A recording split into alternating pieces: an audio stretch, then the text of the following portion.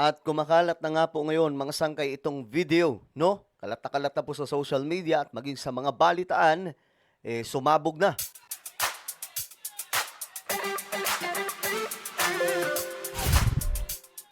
Yo guys, what's up? This is me. I'm back for another vlog. At ayun nga po mga sangkay, pag-uusapan po natin ngayon ng isa sa matunog na usapin, no? Itong kumakalat na video ni Congressman Leviste. At nako, ang dami po ngayon nagbibigay ng mga sangkay ng komento dito kasi nga po mukhang dito sumabit, no? Itong anak ni Loren Legarda. Anyway, bago tayo magtuloy-tuloy sa mga hindi pa po dyan nakakapag-subscribe at gustong mapabilang sa patuloy na dumaraming mga solid sangkay, makikita nyo po yung subscribe button sa baba ng video na to. I-click nyo lamang po yung subscribe, i-click ang bell at i-click nyo po yung all. Sa mga nanonood po sa Facebook, i-follow nyo po yung ating Facebook page. Okay. Ito mga sangkay, rekta na po tayo. Tingnan po natin itong kumakalat na video ngayon ni Congressman Leviste. Kung saan dito nahuli siya mga sangkay ng maraming kumanta, no? At may mga CCTV footage pa na kumakalat. Inilahad na dating staff ng yumaang DPWH Undersecretary na si Catalina Cabral kung paano pwersahan umanong kinuha ni Congressman Leandro Leviste ang mga dokumento mula sa kanilang opisina. Itinanggi po yan ni Leviste. Saksi si Joseph Moro. Kuha ito ng pagpunta ni Batangas 1st District Representative Leandro Leviste sa opisina ni dating Public Works and Highways Undersecretary Catalina Cabral noong September 4, 2025. Sa videong ito, nakuha pasado alas 5 ng hapon na.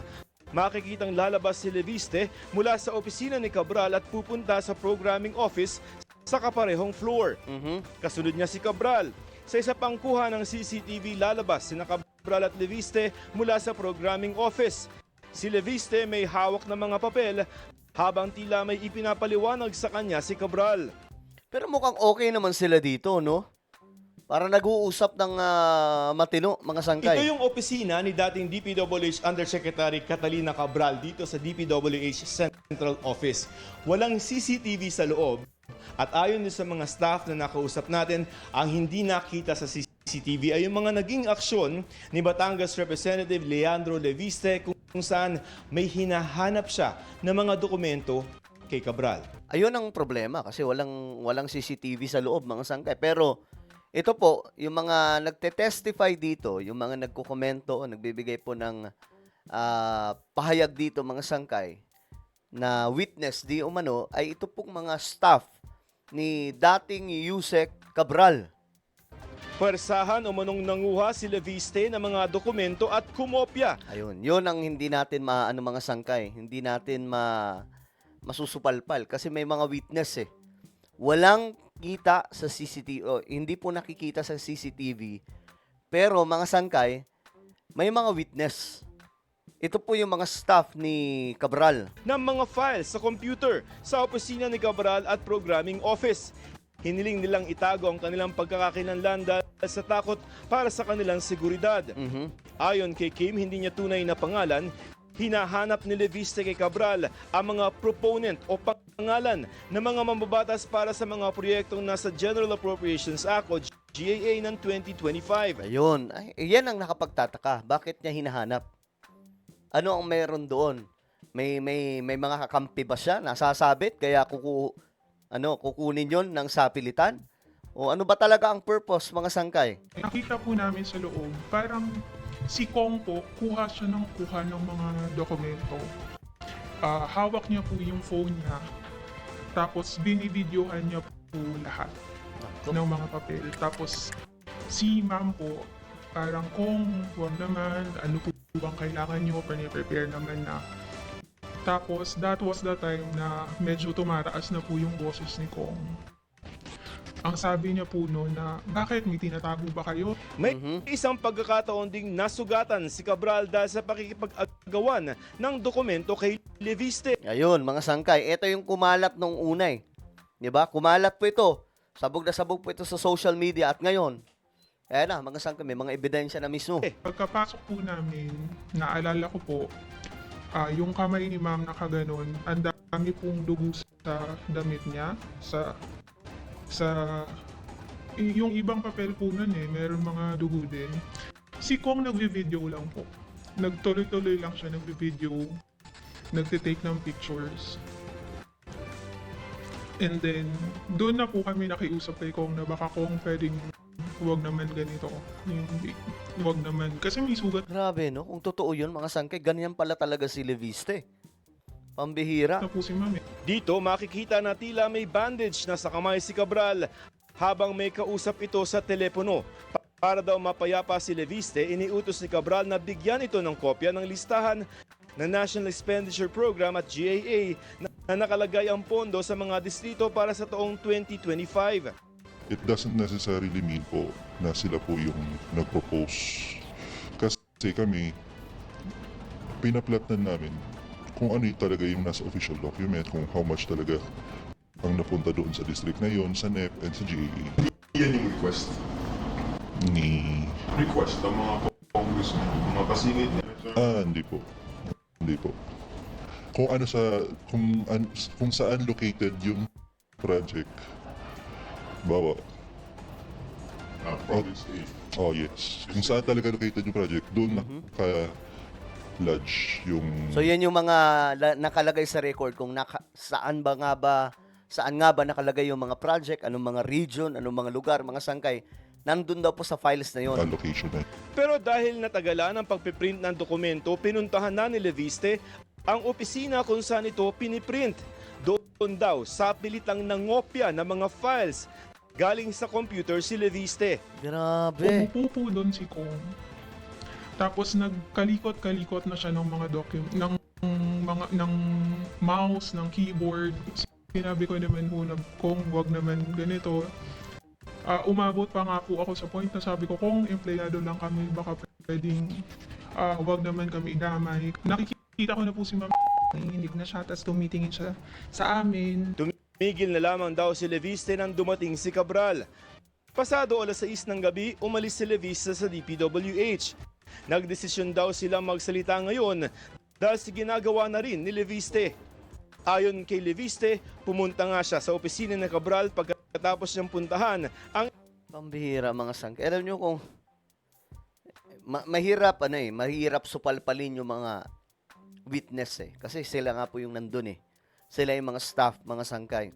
Kahit wala pa pong CCTV sa office. Pero, na nga po, kung ito talaga yung nangyari, mga sangkay, ibang klase itong si Leviste, no? Matindi rin po yung may pagkakiko Barzaga din. ang isang assistant secretary ng DPWH. Itinanggi ni Leviste na nakipag-agawan siya ng mga dokumento kay Cabral. Natural yun, mga sangkay, itatanggi talaga. I vehemently deny na may inagawan akong dokumento from Yusek Cabral. At ang tanong ko po, bakit ngayon lang po yung sasabihin kung totoo man yan? Tinanong namin si Leviste kung totoo rin na nangopya siya ng files mula sa isang computer at kung ano ang mga nakuha niyang dokumento. You were able to get some documents from the desktop. Mhm. Hindi mo lang sabihin, You can see- pwedeng I hope that the public can see na Alam mo, may napapansin ako dito kay Leviste. Tingnan yung mga sangkay, yung mga Facebook post niya. Halos mayat-maya nagrarant po siya, mga sangkay. Kaya medyo tinitingnan natin yung mga witness ni Cabral, yung mga staff niya, nagsasalita kung paano daw po naharas itong si Cabral, mga sangkay. At sa pilitang kinuha yung mga documents, kahit ibibigay naman talaga. Ngayon, mga sangkay, tinitingnan ko rin yung mga post niya, yung way ng pagpo-post niya, mga sangkay. May pagkakaano talaga May parehas ng linya kung ano si Leviste. lahat ng direction ko ay para maging transparent tayo sa budget. So, anong file na nakuha mo, sir? Kung meron. Yan na. Basta ang sinasabi ko kay Sec Vince, wag nang tanongin anong meron ako, ilabas mo ng lahat ng meron ka. Ang mga ginawa daw niya sa opisina ng Cabral may basbas ni DPWH Secretary Vince Dizon at hindi rin daw niya ginagamit lamang si Cabral. All of this was with the authorization of Sec Vince. Kasi muli, andun nga po si Yusek Cabral. Yeah. Na on the phone naman si Sec Vince. Wala naman nagsabi sa akin na huwag mong gawin yan. bagay na itinanggi ni Dizon. Legislative district breakdown? Absolutely. Pero yung Grabe oh. Legislative District Breakdown, absolutely. Pero yung pagnakaw niya ng files sa computer, walang, yan, mga sangkay. Nayari siya dito. Yan, no? Why would I give that, mga sangkay, di ba? Yari dito si Leviste. Lalo siyang nabubuking mga sangkay sa kanya mga kalokohan. pagnakaw niya ng files sa computer, huwag ang imprimatur yun. Yung pag yung nakipagagawan siya ng papel kay Cabral, huwag ang imprimatur. Huwag ang imprimatur. Nasa ombudsman na rin daw ang mga dokumento. Documents are already with the ombudsman. So, the ombudsman will decide what to do with those documents. At kung hindi man daw nila ipinablotter o nireport sa pulisya ang ginawa ni Leviste, I-request sa si Kaki na huwag ko nang pagahin. I-request ako kay Kaki. I-request si Kaki sa akin. Ayaw mag-sworn statement. Natatakot siya nun. inilabas naman kanina ang resulta ng 3D scanning ng PNP Forensic Group sa bangin kung saan natagpuan si Cabral. Natagpuan ang Okay, so ano ang opinion niyo dyan, mga sangkay? Kumakalat na po itong video ngayon, itong kung papaano pinasok ni Leviste yung opisina nga po ng DPWH at sa pilitan di umanong kinuha yung mga dokumento sa computer. Kahit ibibigay naman po talaga sana na maayos. Ibang klase, no? Well, ano po ang inyong opinion? Comment down below. Meron po tayong YouTube channel, Sangkay Revelation. Hanapin nyo po ito sa YouTube ngayon din. Kapag nakita nyo na, i-click nyo po yung subscribe, i-click ang bell, at i-click nyo po yung all. Ako na po ay magpapaalam. Mag-iingat pong lahat. God bless everyone.